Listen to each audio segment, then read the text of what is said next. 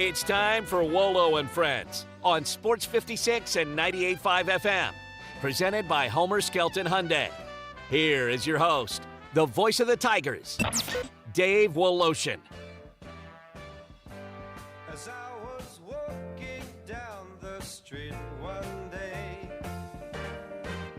a man came up to me and asked me what the I'm not Dave Woloshin. He's not here today. Everybody complains about load management in the NBA. You know, oh, why is this guy resting? I'm trying to go watch him play. I paid hard-earned cash to see LeBron play tonight, and they sitting him. Why isn't he playing? How come no one complains about bullpen games?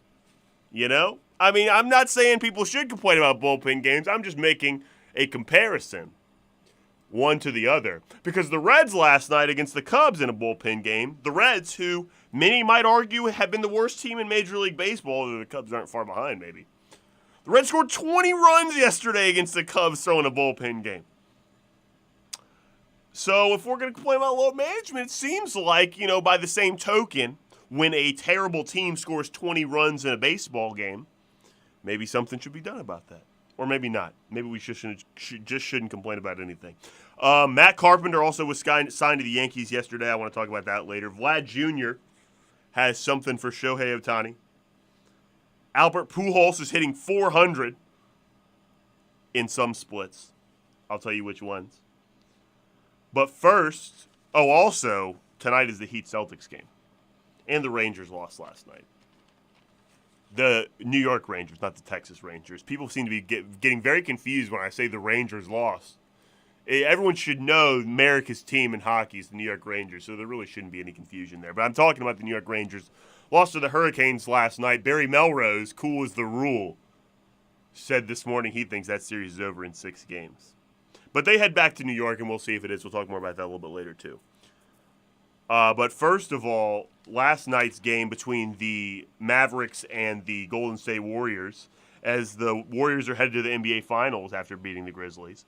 A lot of people, I don't know about a lot of people, this is just maybe me building a straw man, but I feel like a lot of people are taking a victory lap in the fact that the Mavericks beat the Warriors in 5, or excuse me, I said that backwards. The Warriors beat the Mavericks in 5 games, and that means the Grizzlies should feel good about themselves. And see, we're better than the Mavericks. We would have been in the finals if Ja was healthy. That comparison shopping is, first of all, has no place in reality, and also is dangerous. Because that's not how the NBA works. It's all based on matchups. That's just not. It's fun to say, it's fun to make yourself feel better, but it's just not. That's just not the truth of the matter here. Is it's all based on matchups. For instance, in this matchup, Kevon Looney dominated. Let's talk about the Mavs first, okay? Let's break down the game. Let's talk about the Mavs first because their season is over, so kind of put a bow on their year here. This is the second straight series where Dwight Powell has been unable to contribute. He is a undersized center. I think Dwight Powell is very good, by the way. I really think Dwight Powell is good. Part of the reason why I think Rick Carlisle might have been fired last year is because he was so publicly in favor of Dwight Powell. And I think a lot of the fan base is like, why are we playing this undersized 6'8" center? We got to get a big guy. Certainly you do need big guys in today's NBA when you play against other big teams. But Dwight Powell does a lot of really good things. And in a lot of matchups with a lot of teams is an excellent matchup that takes advantage of other teams' deficiencies. However, that is not the case when teams have really big guys that are physical and can score and set screens and guys like Ayton and Kevon Looney's physicality as well. So that's the second straight series where Dwight Powell has not been able to contribute. They beat the Suns in spite of that with Ayton, and that's all because they ended up taking Luka down to take him want to get switches with Ayton or just take it at Ayton to make him guard the shot, contest the shot, makes it a little bit tougher to offensive rebound. Game 4 really in this series between the Mavs and Warriors is the only game where they could keep Looney off the glass. He had 7 offensive rebounds last night, so he's really been the biggest difference to me in why the Warriors were able to win this series versus Dwight Powell starting at center. He only played 7 minutes last night. They just couldn't get him on the floor, and that was probably indicative of the whole series if you go through and look.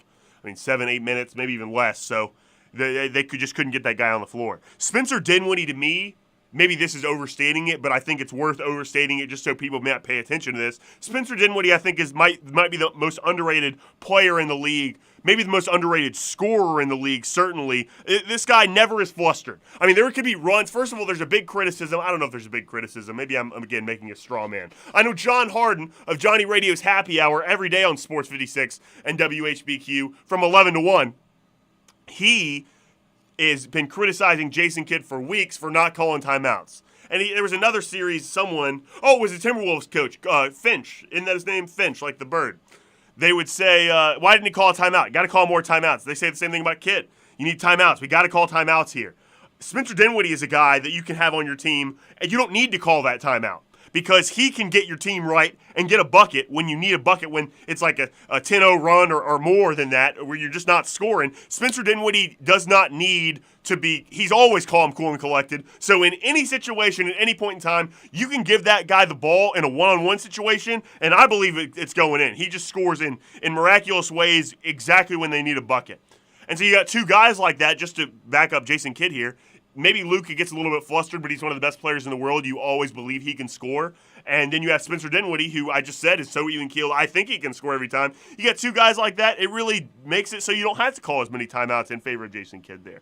But this guy never is flustered, always have an even-keeled demeanor, and he can score at any run of the game. Luka's transition D is a huge subject today. I've already heard it talked about. I've heard it talked about. Tim Legler talked about it this morning on SportsCenter. Maybe that was last night.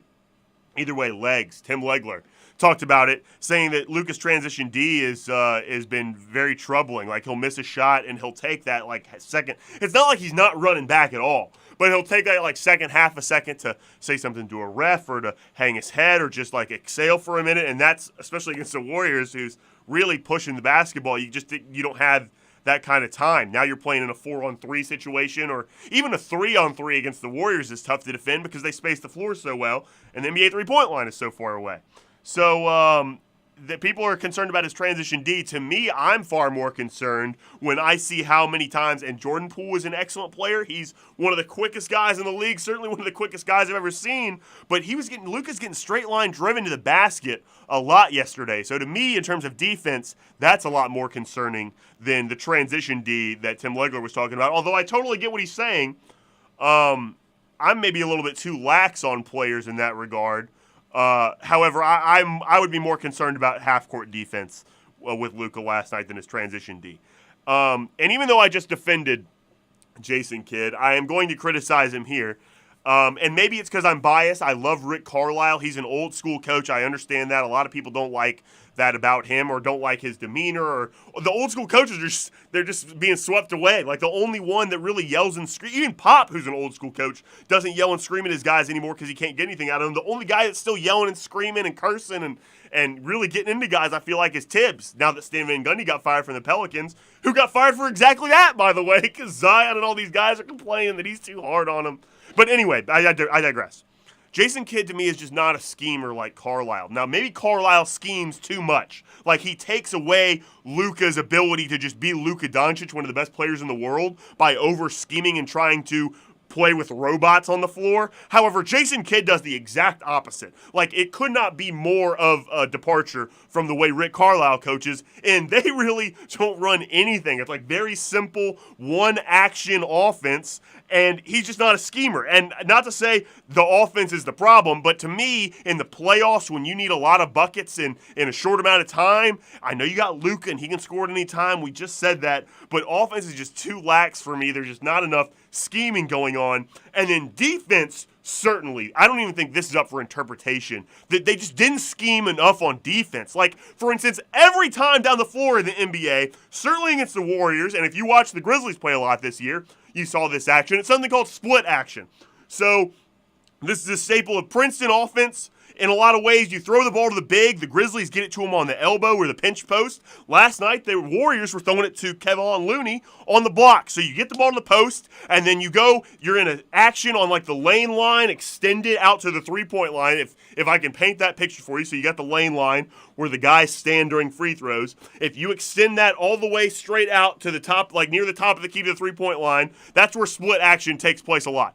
okay? And that spot is called the split. So you got the split, and they're doing split action. What the Warriors did a lot of last night, because Klay Thompson went off, he had 32 points, they were running this split action for Klay to do a straight cut, or what I call a one cut, a cut towards where the big guy is standing, over the top of him. So they make this cut, and a screen. You know when the ball, if you're guarding the guy that throws the ball into the post, you're guarding that guy. You know he's going to screen somebody, especially if that ball goes into the block. And the Mavs know that screen is coming, and they're not, first of all, not automatically switching, which I think is a huge problem. And then even in situations where, like, they're ready for the screen, they're playing too far back, like Klay is going to do something off that straight cut other than shoot. We either need to be automatically switching that, get up in him so that shot is taken away, because we know that's what they're looking for, or you just at least have to hedge up or help up. There has to be some kind of scheme. And the fact that that never changed over the course of the series, and even forget the rest of the series. Last night, that never changed while Klay's going. We never just automatically switched that and made them depend on a different way of scoring. It just never happened. And to me, that's a huge problem with Jason Kidd, lack of scheming on defense. Now, there were situations where, because Klay well, I'll talk more about that in a minute. Let's get to the Warriors though. So to me, that's the biggest problem with the Mavs last night. Oh, one more thing about the Mavs. Of course, Trey Burke comes in, who is an old guy, went to Michigan at this old guy. I love calling Trey Burke an old guy. He seems really young to me still.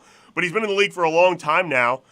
Played with the Mavs for a long time now. He comes in, and of course, he scores 2 buckets, 2 quick threes. Trey Burke, he's a small guy. Trey Burke still could score with anybody, though. I can't say enough about that guy, even though he played in garbage time at the end of the game. Now to the winners, the Warriors. And I'm going to get more about what I was talking about with Klay a minute ago. We already talked, and it might actually put a dagger in what I was just saying about you got to switch and help up, because in a lot of ways the Warriors exploited that very well last night. But we already talked about the importance of Kevon Looney, really in the last 2 series, but in particular this one. He was big against the Grizzlies as well.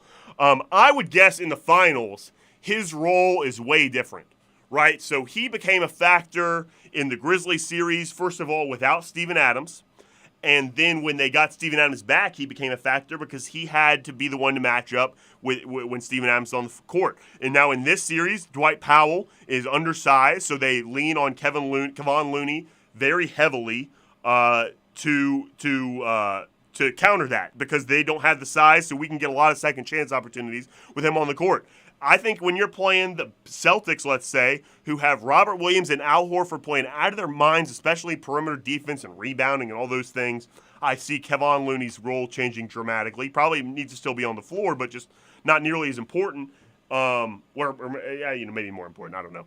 But then again, also, if you play the Heat and you have Bam on the court and PJ Tucker, even, I think you certainly need him, same way to match up with those guys. But his importance in terms of making a difference in the series dramatically, I just think is diminished hugely. Like I said, it's all about matchups, and his matchup was really good for this series in particular. Wiggins had an unreal series. I feel like I've talked a lot about that. He took another step for me. Although he's an all-star this year, how many more steps can you take? But he played really good defense, was very consistent on offense. He played unbelievable. Can't say enough. But last night for me, I guess I can't say enough. I'm done talking about him. Klay might be the key to the series. How many guys can I make keys? Kevon Looney is certainly one of the most important guys, but Klay is really a key on offense for me because he gets going, and when he got going, now we're helping off of guys. So, like, we weren't switching up immediately. When that screen wasn't happening, the Mavs weren't automatically switching that, where we're now playing defense. It was happening late. So, like, we're hedged. We're not hedged. We're too far off of guys. We're a little bit too lax in that screen, ready for a curl maybe, just not sure if they're going to undercut, just not ready for what they're going to do. Instead of automatically, when that screen takes place and he makes that straight cut, we switch that so we're guarding. So now we're helping late, right? And maybe it's 2 guys running to the ball because Klay's got going now. And you also have Steph on the court, who is always running around and has been a threat in every game. But Klay hasn't really got it going. Now Klay's got it going. We got 2 3-point shooters spacing the floor. It makes it a lot more difficult. And also now it opens up the floor for everybody else. So you saw Draymond with 17 points last night on 6 of 7 shooting. He gets going more because now we got guys leaving him. And he's now in these dribble handoffs and these ball screen situations. And we're losing guys because we basically, I don't know why, but we're losing guys. And now he's open on a slip. And we can give him the ball quick too. So I think Klay in a lot of ways is a huge factor to be able to get other guys unguarded. So like Draymond catches the ball, and it's not like Draymond just has the ball. He's unguarded. He has the ball in the elbow. There's no one in front of him in the basket, so now you have a help defender coming to help over. And Draymond, even though we like to make fun of him, say he doesn't shoot, he's just facilitating, he can score the basketball. I can't remember what series it was, but a while ago, a final series for the Warriors, there was one game where they literally weren't guarding Draymond in favor of everybody else, and he had like 30 points. So Draymond absolutely is always ready to take advantage of situations where teams are having to guard everybody else too much. And in the game where Clay gets going, I think that was really evident last night. I talked about all of those things. Sorry, I have to go through notes here. When you have to talk for 20 plus odd minutes by yourself at a time, you have to have notes of things you want to hit, and sometimes you just get going and you forget where you were in your notes. Oh, the last thing about the Warriors here is championship DNA. That's the note I wrote down. Championship DNA. And that sounds silly. It sounds ridiculous. It sounds like because they won championships in the past, that means they'll win them now. Those things don't equate. However, it's a culture deal. It's not like this. We're talking about things that the Warriors did 25 some odd years ago. This is the same coach, core, everything. This is their culture. This is what it means to play for the Warriors. It seems like a very trivial thing, but I think it's very real. I noticed it in a game against the Grizzlies in the first round. The Warriors just going up and down, and the way Draymond's facilitating, I'm like, man, this team is just going to win a championship because they just score. Everyone likes to equate, stars and say, well, Draymond's not a third guy on a team. He can't be the third guy on a team, and maybe you don't think he's the third guy on the team. But, that's always how people do the comparison shopping, and I just think you're forgetting sometimes that sometimes it's just the way guys play, like just what's in their DNA. It's intangible. This team certainly has championship DNA. I think just if I'm looking from a basketball perspective, if I'm not weighing in championship DNA or culture or any of these other intangible factors, if I'm just looking at it like they're robots in a video game, I think whoever wins the East series is going to win the finals. However, the Warriors just have a different gear. They can score in a different gear. They play hard in a different gear. And they have experience that these other teams just do not have. Either team they play, even though the Heat went to a bubble finals, and Jimmy Butler, I think, is an elite level basketball player, and as good. Jason Tatum might be a top 5 player in the world. As good as these teams are, they do not have the culture that the Warriors have, and that might be a factor when it comes to winning an NBA Finals. To me, last thing about basketball. So we talked about that game last night. Let's talk about the Eastern Conference Finals that plays tonight. We talked a lot about it yesterday with Bryant Dacus here. I'm sure every show on Sports 56 WHBQ talked about it. Also, you could watch us on YouTube, Sports 56 WHBQ, on Facebook, on Twitch, Sports 56 WHBQ, on Twitter, and you can listen live on the Sports 56 WHBQ app and website. I believe it's sports56whbq.com. If you want to talk to me while I talk to myself, you can hit us up on the AutoZone text line, 901-360-8255. Get in the zone, AutoZone. We're also sitting in the Family Leisure studio where family and fun come together. Summer's right around the corner, so you got to get to Family Leisure for all your important needs and goods. Last thing here before we go to a break, much needed break, I might say. Tonight, the Heat and Celtics game. So the Celtics are now up in this series 3-2. They won the last game in Miami as they go back to Boston now. I think I disagreed with John Harden on whether or not this series has been good. He argues that it has been terrible. I argue that it has been great. So diametrically opposed there. But tonight for the Heat and Celtics, I'm really zeroed in on the Heat. Obviously, the Celtics have had a game plan defensively the last 2 games that has really stymied the Heat. But then again, last game, I saw the Heat come out with a game plan and adjustment on defense that kind of, other than that third quarter, stymied the Celtics on offense. Played excellent defense in that game. When I look forward to this game, there's no evidence to the contrary here, I don't think. But I have a hard time seeing the Celtics come out with the same defensive game plan that has totally made the Heat look inept. And Spo and that coaching staff don't have some kind of counter in place to fix that. Maybe they don't. But I would lean towards they probably do. And that could totally change the outcome of this game. because I don't know that the Celtics have a counter for what the Heat did last game defensively, and so that could easily make this game a blowout. It could maybe make it close. Maybe the Celtics could blow them out if I'm totally wrong about Spo making adjustments. But I'm really zeroed in on the Heat because I just think they have more things I want to see them do differently. For instance, yesterday I was talking a lot about Bam Adebayo. I want to see him be more aggressive.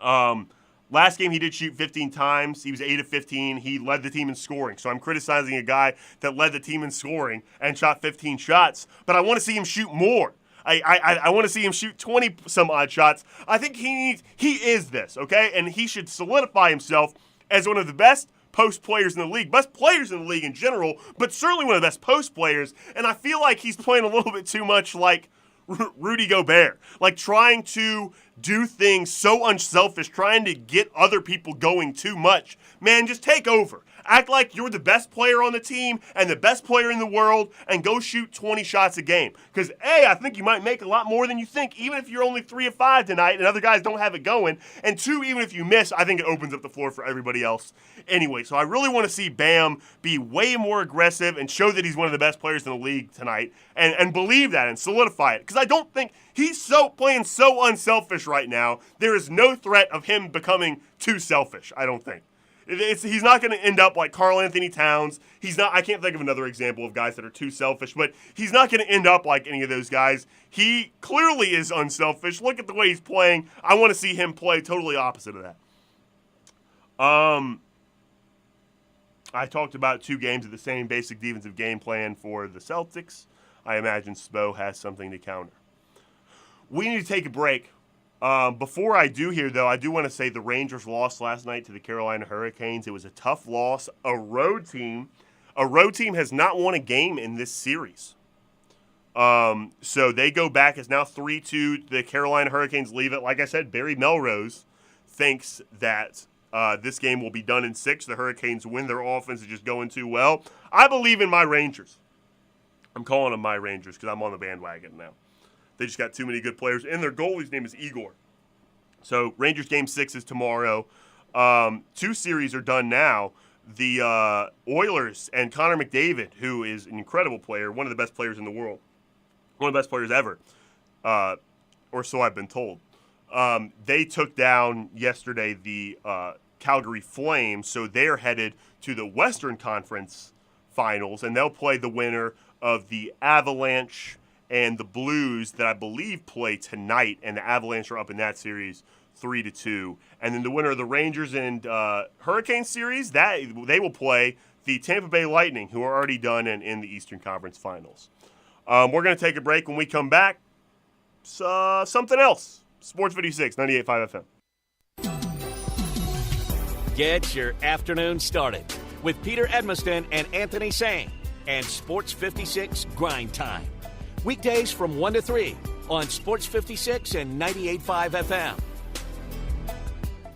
I love how Memphis loves golf, even city government. Overton Park is getting redone, Pine Hill is being completely renovated, and Fox Meadows is getting new greens. Public golf has never been better. There's a new app for your phone, Memphis Public Links, where you can make tee times, view special offers, get tournament information, find out the latest golf news, and virtually stay in touch. You can download it at the Apple App Store. There are several new golf tournaments this year, including the Mayor's Cup, and there will be a Player of the Year based on performances throughout the season. You can't beat Memphis golf. Galloway is in perfect shape. Audubon, right in the heart of the Poplar Corridor, is a true test of golf for any level of player. The city has invested in public golf like never before. So, if you haven't played a city course in a while, try it. I assure you, you're gonna love it. Memphis Public Links. I often say they've set the bar for the way car business should be done at Homer Skelton Hyundai. You know how close that is. It's right there at Highway 78, Lamar Avenue, and Craft Road, the very first exit in Mississippi. I say it because they always come up with new innovations. And right now, when we've had all these shortages on new cars, Homer Skelton Hyundai is always going to come through for you. You won't pay more than the sticker price for a new car at Homer Skelton Hyundai. That's Chris True's pledge. You'll never pay more than sticker price. Those other guys, they could charge you a whole lot more for that new car because they know there's a shortage. That never happens at Homer Skelton Hyundai. That's part of the philosophy and the team that's been together for about 15 years now. You want the best of service? You want the best of products? It's the combination and the trust you'll always get from the best guys around. Homer Skelton Hyundai and Genesis of Olive Branch. A good friend of mine told me about this awesome place for lunch. Oh, yeah? What's the name? Neil's Grill and Bar, where the fat man rocks. Everybody knows Neil. Where's it located? It's located in Yorkshire Square off Quince. And what's it like? The best lunch place in Memphis. You know, like real mashed potatoes and gravy. Everything is made from scratch. Monday through Friday, daily lunch specials like Monday baked chicken, Italian Tuesday, spaghetti, ravioli, Italian spinach, delicious fried catfish, fried chicken livers every Wednesday, Friday, Salisbury steak, barbecue chicken, or if you just want a vegetable plate, the best veggies in town. What about the lunch price? Meat and 2 veggies, $8.95. Meat and 3 veggies, $10.95. And veggie plate, $9.95. Big fat boy portions, man. Man, you're making me hungry. Come hear the best live local music at Neil's. Eddie Smith plays Sundays 5 to 9, Mondays karaoke, Tuesdays Debbie Jameson, Wednesdays Elmo and the Shades, Thursdays John Williams and the A440 Band at Neil's. Where the fat man rocks. The weather and the deals are heating up over at Gossett Kia Covington Pike, and we're ready to put you in a new ride today. Take your pick. 2022 Kia Forte LXS 39 MPG Highway, $219 a month, $27.99 due at signing. Or get 2022 Kia Soul LX, $219 a month, $29.99 due at signing, both 36-month lease. And third row seating with 2022 Kia Sorento LX, $315 a month, 36-month lease, $34.99 due at signing. Plus peace of mind with Kia's 10-year 100,000-mile powertrain limited warranty. Come see Bobby J. He'll put you in a new Kia today. Gossett Kia 1900 Covington Pike. Online, KiaCovingtonPike.com. If you want it, we got it at Gossett Motor Cars. All 36-month leases. Forte NE 483,548, MSRP 21,435. Soul N 78,33,273, MSRP 21,140. Sorrento NG 11,66,57, MSRP 31,290. Includes all rebates and incentives. Must finance through Kia. Excludes tax, title, and license with approved credit. See dealer for complete details. Offer valid through 5/31/22. Dealer stock only. Warranties a limited powertrain warranty. See Kia.com or retailer for details. The NBA playoffs is the world's greatest celebration of basketball. Hennessy champions the moves players are making on and off the court because true greatness is making a long-term impact on your community. Make moves that start movements. Hennessy, the spirit of the NBA. Please enjoy Hennessy responsibly. At Jason's Deli, when you're dining in or picking up curbside, you can expect wholesome food and no surprises, just delicious sandwiches, crisp salads, and quick quality meals made with the freshest ingredients and no artificial trans fats, MSG, high fructose corn syrup, or artificial colors and dyes. Around here, a lot of thought goes into what we put into our food and what we take out of it, because you're not just taking a bite, you're getting a taste of who we are. New items are constantly being created to expand our menu for all tastes and special diets with vegan and gluten-free options available. Convenience and on-time delivery you can count on. It's just a click away at jasonsdeli.com, so whether you need to feed 5 people or 5,000, the team at Jason's Deli, they have the credentials and the commitment to keep you satisfied. Freshness is nearby at Jason's Deli with locations at Ridgeway in the Park Place Center, Poplar and Highland, Germantown Road in Cordova, and on Goodman Road in Olive Branch. Jason's Deli. It's wholesome food and no surprises.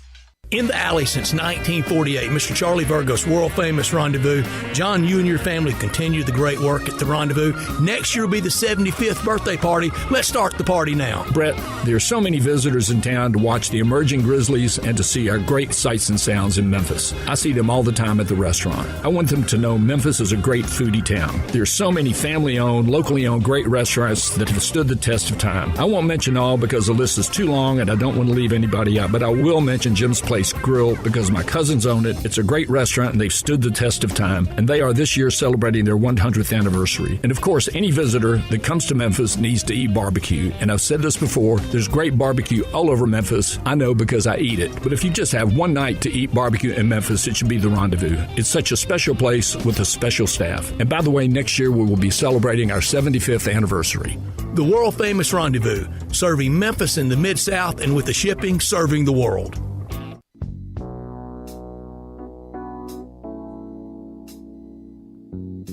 Now back to Wolo and Friends on Sports 56 and 98.5 FM, presented by Homer Skelton Hyundai. Here once again is the voice of the Tigers, Dave Woloshin.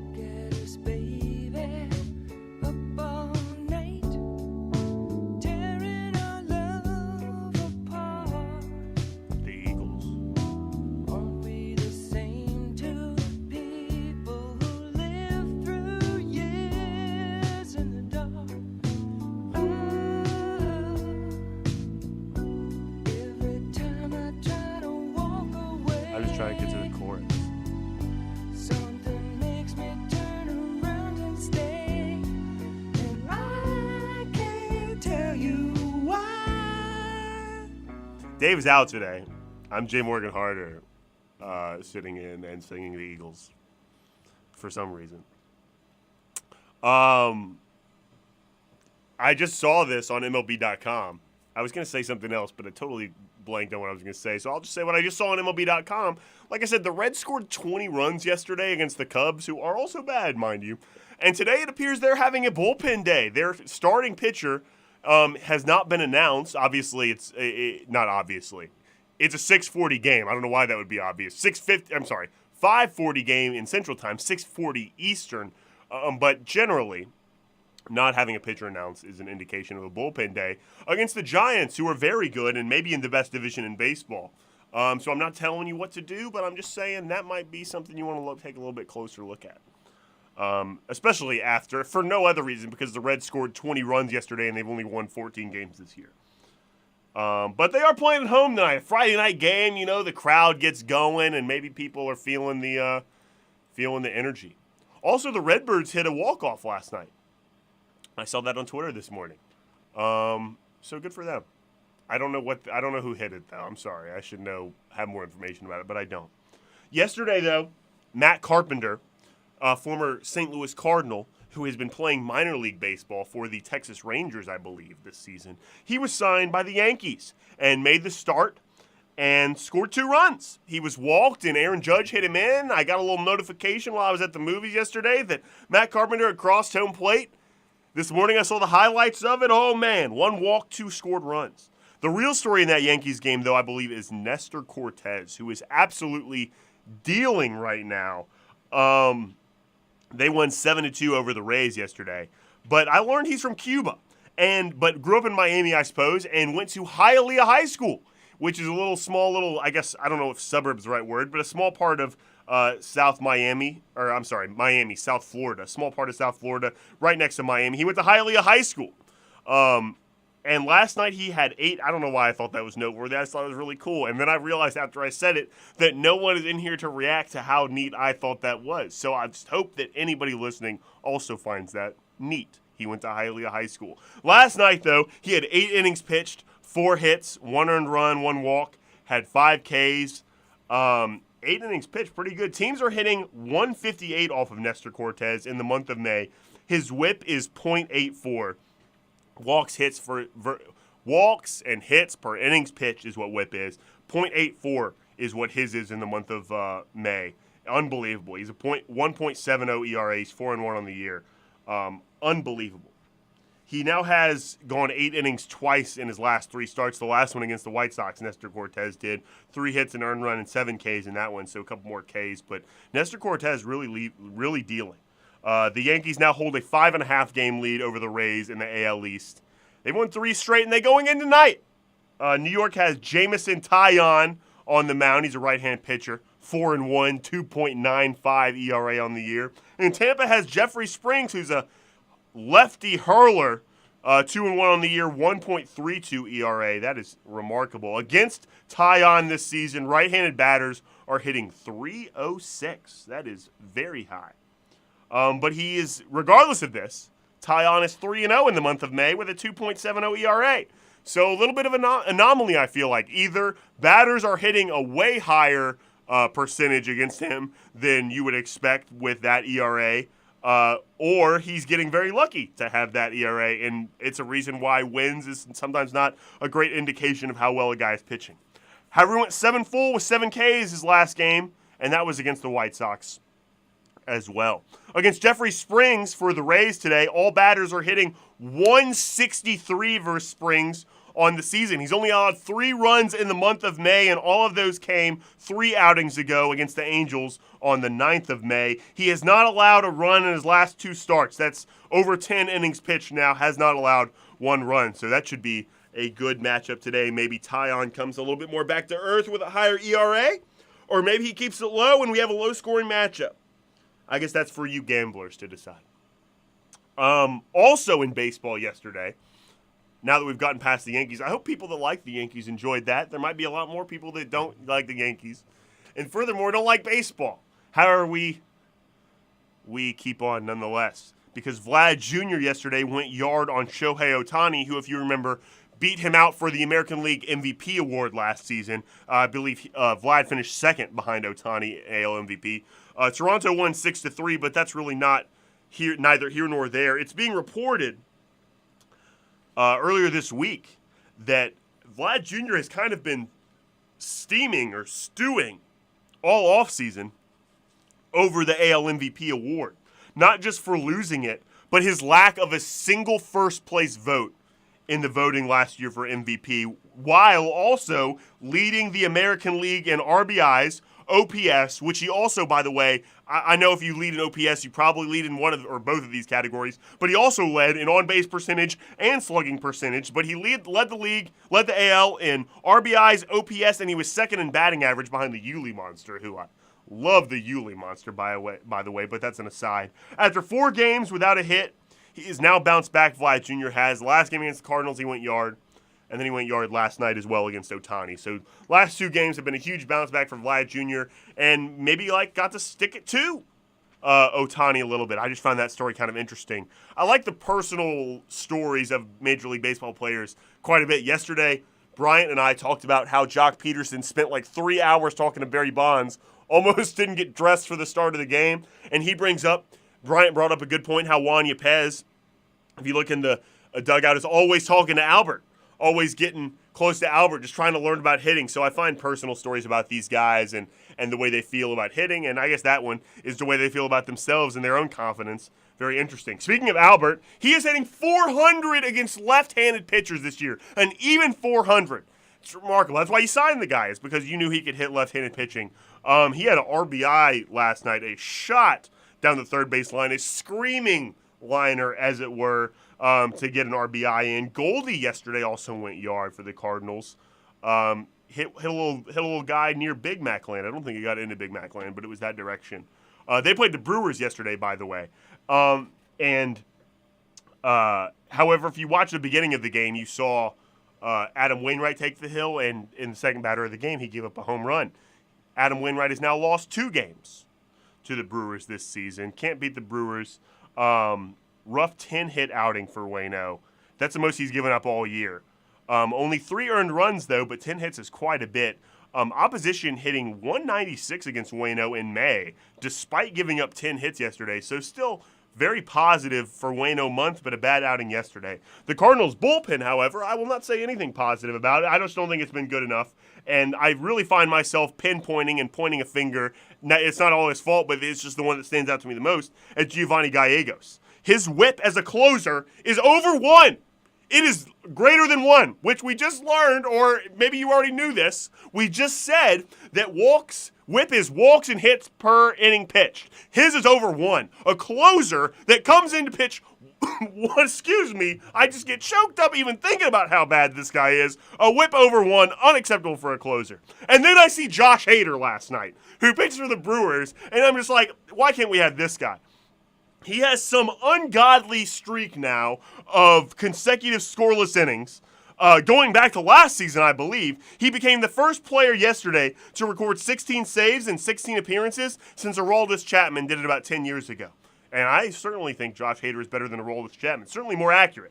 I really wish the Cardinals had that guy. The Brewers do the Brewers. Let me start over. The Brewers appear to be the far superior team right now over the Cardinals. They're 4.5 games up. That doesn't mean a whole lot in May. However, you just watch these 2 teams play. The Brewers are just better than the Cardinals are right now, by my estimation. Although the Cardinals do have a better run differential.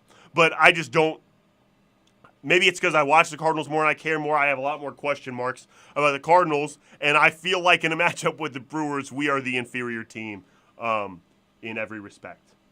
I think that's about it on what I had to say about baseball.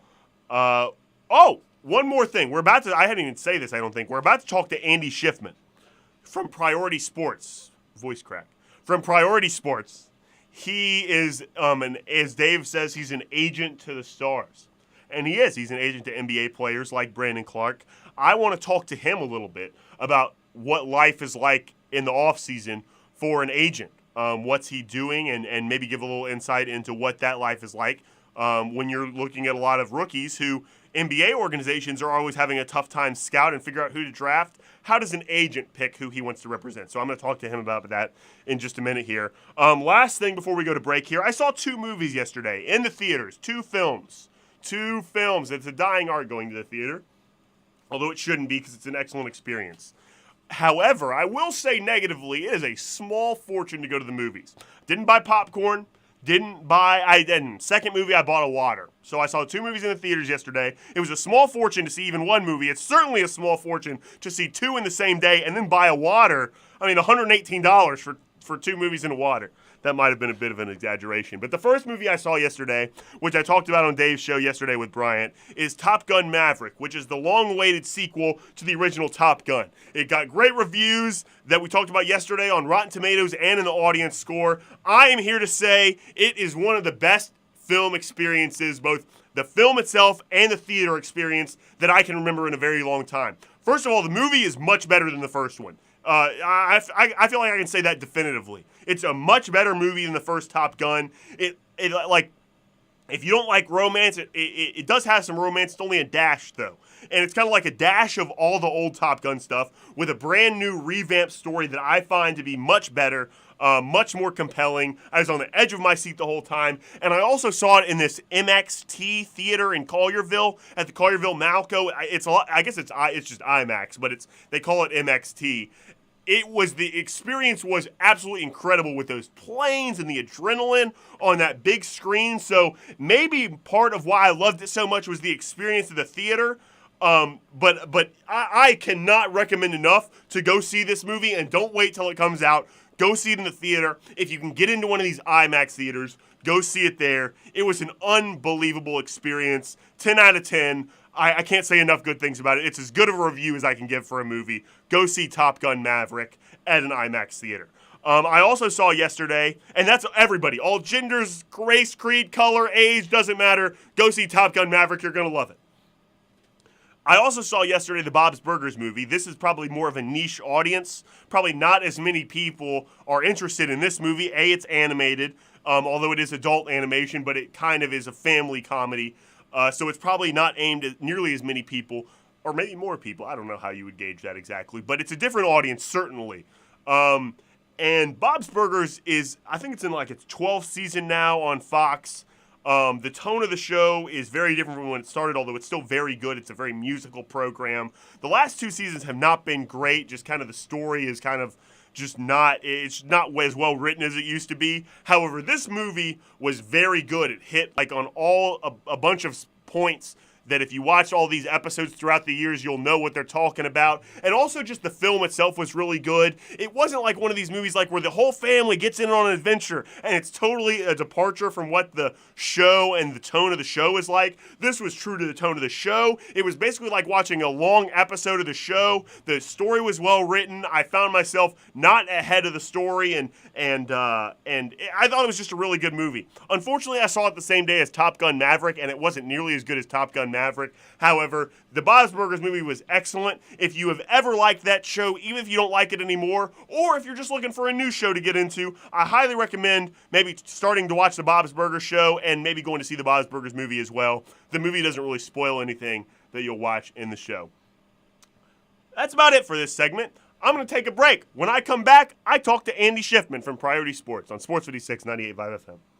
You have opinions? Yes. Of course you do. Everyone does. Hit us up on the AutoZone listener line, 360-8255, 360-8255. It's time to vacation at home with Family Leisure. That's right. Enjoy a vacation in your own backyard with a little help from Family Leisure. Like play gyms and trampolines, they're now $500 off. And those trampolines, by the way, they've got that mesh on the side, so trampolines are now safe and you'll be the hit of the neighborhood. They've got hot tubs in stock and ready to go, and you can get up to $1,000 off when you pick them up. All kinds of do-it-yourself pool specials, like savings of up to $1,500 on all in-stock pools when you pick it up and install them yourself. And if you're looking for patio furniture, then stop on in, because they have tons in stock and they're ready for you to pick up. So get ready for that vacation at home with the help from Family Leisure. Family Leisure's Vacation at Home sale. It's happening right now at Witten Road and I-40, where family and fun truly do come together. I know the sweetest thing in Memphis, and I know it's been around for 120 years. You know, I'm talking about Dinstall's, and it's time to stock up heavy on Cashew Crunch, Heavenly Crunch, Turtlettes, all of your favorite Dinstall's treats to watch the playoff games and to watch all the basketball. It's so easy to get. The sweetest thing in Memphis, all you have to do is head to Laurelwood or head to Germantown and Poplar right across from the hospital, or go where they make the candies. That's on Pleasant View. There's nothing that says Memphis better than Cashew Crunch with that little tinge of coconut, or the Turtlettes. Let's face it, there's nothing better than Dinstall's chocolate. That's the mainstay of all candies, isn't it? Milk chocolate, although their dark chocolate is pretty darn good. And if you get the peppermint with the dark chocolate and put it in the freezer, you're going to love it. So many ways to love Dinstall's. 115 years of making Memphis oh so sweet. Let's say you need a new car, so you go to a dealer, right? Wrong. You need to go to Mount Moriah Auto Sales. Why? Because why limit yourself to just one kind of car when you can choose from all kinds of cars, SUVs, and trucks? All different years, all different makes, all different models. Really good prices, too. Now, everyone says that about the money, but Mount Moriah Auto Sales proves it. They work hard to get you the deal you want, even financing. Plus, they have a huge full-service department to help you take care of your car. So many choices at Mount Moriah Auto Sales. They're almost unlimited, with new vehicles coming in every day. Now, these are really good cars and trucks and SUVs that you'll want to drive. And yes, low miles too. It's so easy. Just go to Mount Moriah Auto Sales, tell them what you want, but keep your eyes open, because you might just find the car of your dreams. Mount Moriah Auto Sales makes it all possible. Go to MountMoriahAutoSales.com. Mount Moriah Auto Sales, right on the corner, right on the price, right on Mount Moriah. Hey everybody, our friends at All-Star Chevrolet in Olive Branch just announced they have openings for experienced professional sales consultants to come aboard and join the All-Star team. You may have heard how great it is to be a part of the All-Star Chevrolet sales team in Olive Branch. And you know why? Because All-Star Chevrolet is family owned and has been for over 31 years. Sales consultants have the opportunity to earn up to 40% commission selling new and used vehicles, and so many other benefits like paid vacations, 401k, health, dental, and vision insurance, and have every Sunday off. Apply in person or send your resume to All-Star Chevrolet at 7240 Kraft Goodman Road in Olive Branch, Mississippi. Remember, it's not the Pike, not Southaven, not Mount Moriah, Bartlett, or Collierville. Find new roads to All-Star Chevrolet in Olive Branch. And send your resume to All-Star Chevrolet at 7240 Kraft Goodman Road, Olive Branch, Mississippi. Call ahead for an appointment with Kevin Smith if that works for you. 662-895-5536. Or go to allstarautogroup.com.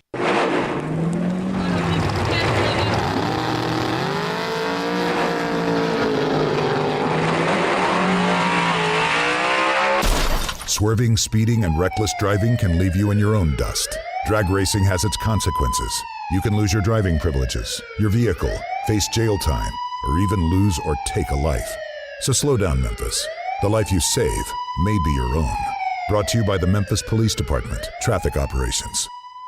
Esquire magazine just declared this the era of the great steakhouse, and Memphis happens to boast one of the finest steakhouses in the country at 117 Prime. Perfect steaks cooked over seasoned hickory wood for the ultimate flavor. The experience doesn't stop with the great steaks. There's also the seafood towers. You heard that right, seafood towers with oysters, clams, lobster tails, tuna tartare, and crab claws. They're a stunning sight and a dining delight. Add in the sommelier curated wine list designed to complement the world-class steaks, and you have a meal to remember. You have 117 Prime. Prime. Now back to Wolo and Friends on Sports 56 and 98.5 FM, presented by Homer Skelton Hyundai. Here once again is the voice of the Tigers, Dave Woloshin. Dave is not here today. His son is getting married. Mazel tov. I believe that's what you say. So I'm Jay Morgan Harder. I'm sitting in for Dave today. And we are joined in this last segment by agent from Priority Sports and Entertainment, Andy Schiffman. And I really want to talk to you today, Andy, about – we talk about the series tonight and preview it as well and talk about the series that ended last night. But you are an agent, and you represent guys like Brandon Clark and George Niang, who I love, by the way. Love George Niang, one of my favorite players in the world.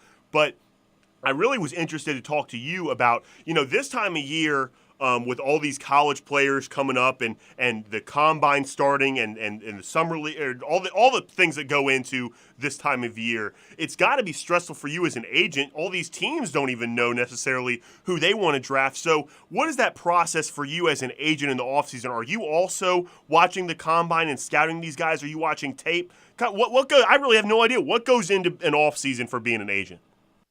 Sure. Well, Jay, it's funny because I think the outsider's perception of being an agent is you're just so busy and you're traveling around during the season, and then in the off season you kind of get to take your foot off the gas pedal, and it's quite the opposite. That is my absolute busiest time of year, and really from the time that our rookies training for the NBA draft come to Chicago, where we do all of our pre-draft training in early April, right after the Final Four, up until really after NBA Summer League in late July.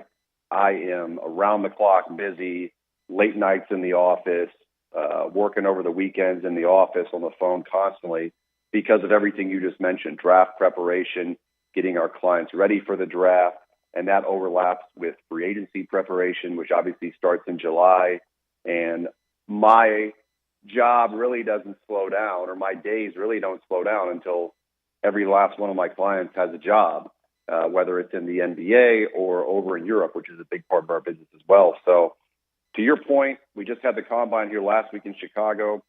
We had a draft class of 8 players, a couple of guys like Patrick Baldwin from University of Wisconsin-Milwaukee, Keegan Murray from Iowa, Marcus Sasser from Houston, which Memphis Tigers fans are pretty familiar with before he got injured. And it remains to be seen if he's going to stay in the draft or not, Marcus specifically. And so we're with those guys around the clock. They've already been in Chicago for weeks training for the combine and for pre-draft workouts when they go out and fly around to visit individual teams, and then walking them through the combine, making sure everything's going well, helping them prepare for interviews. Saturday, we just had our pro day where all 30 NBA teams get to watch our players work out in a 1.5 hour workout in a more formal setting where we can kind of control the drills they do and really try and put them in the best possible light during this critical evaluation period. And then moving forward after this holiday weekend, the travel for the rookies will really ramp up where they fly around from team to team, city to city, working out for teams, kind of coming back to Chicago here and there as a home base. So there's just a lot of management of that, managing their schedules. It's very fluid. Things change all the time. Injuries come up. Hopefully we won't have any of those. And then you're kind of doing this at the same time while also talking to NBA teams and general managers and assistant general managers and head coaches around the clock about not only your draft prospects and really getting a feel of how each team views your clients to get an understanding of maybe the draft range for your player, where it might make the most sense for these players to go work out or not to go work out before the draft, but also bringing up as much as we can, given the rules, some of our free agents and trying to prepare for free agency. So there's a lot of, I would say, balls are juggling all at once. And it's a time where you're having a lot of intense conversations in a pretty short or truncated period of time. But fortunately for us, it's paid off in the past. We were able to get great deals for our players. We have guys move up in the draft. I mean, one of my clients, obviously, is the Grizzlies know Santi Aldama, and no one in Memphis, I can assure you, outside of the Grizzlies front office, probably ever heard the name Santi Aldama before last season. I will go to bat and say he's going to be a very good player. He's going to hopefully see some rotational minutes, and it's all the development work and the scouting work that the staff did leading up to draft night. So there's just a lot happening all at once in the off season, and namely those big three buckets are, I would say the big two buckets are draft preparation and free agency, both in the NBA and then also in Europe. That's so interesting too, and to what you were talking about, it sounds like it continues through summer league too. Because if guys are on summer league contracts, right, they're still being evaluated by all these other teams. Maybe if they doesn't work out with that team, they get picked up by another team. So that's a stressful. I can imagine that's a very stressful process, not only for you but for the players themselves. One more question about that. So you picked these guys obviously in a lot of ways. Going back to their college career, what goes into factors that you're picking? You're talking to college coaches, you're talking to the players themselves. How do you decide with this huge pool of players to choose from who you want to represent? Well, there's a number of ways to do it. In my opinion, Jay, there's not really a right or wrong way. It's just like these players make decisions on who they select to represent them in their careers, just like these teams make decisions. We as the agent, I have to make really good decisions on who I want to work with. And I think from our perspective, it's just as much about character as it is about talent. And there have been a lot of times where I've been recruiting a projected lottery pick and just kind of walk away from it early on because I can tell this is probably someone that I am not going to really enjoy dealing with. Their morals and values are really not in alignment with myself, with mine, or with Priority Sports and who we look to represent. And inevitably, those are the guys that have a tough time in the NBA. They rub people the wrong way. They end up changing agents multiple times in their career. It sounds like, and I try my best. I'm sorry to interrupt you. It sounds like recruiting in a lot of ways. It is. You're absolutely. It absolutely is. It's constant recruiting. I mean, I have players that I represent that I've recruited. They spent 4 years in college, Jay, and I recruited them since their freshman year in college. And it's constant conversations during the season. You're watching games. You're following up with parents. You're talking to coaches here and there. You're going to visit them on site in person. In today's era, a lot of Zoom calls with parents and players. So it absolutely is a lot of recruiting. And the really great part is when it culminates, when you actually get the call that the player selects you as their agent. The frustrating part is you put a lot of time and energy and resources into this recruiting process. And there are times when the player just says, you know what, thanks for everything. After these 2, 3, 4+ years of conversations and building a relationship, I'm going to go with someone else. And in this business, where it's kind of like the Wild Wild West, where there are very, very minimal rules and regulations and enforcement of those rules, much of what happens, unfortunately, is these players select agents because the agent or agency is promising something in terms of I'm going to pay you this, or I'm going to give your dad or mom X amount of dollars, or I'm not going to charge you at all, or I'm going to give you this car, or I'm going to hire your buddy from your AAU program. And that happens pretty frequently. And on the one hand, it is very frustrating to miss out on representing a talented player because of something like that.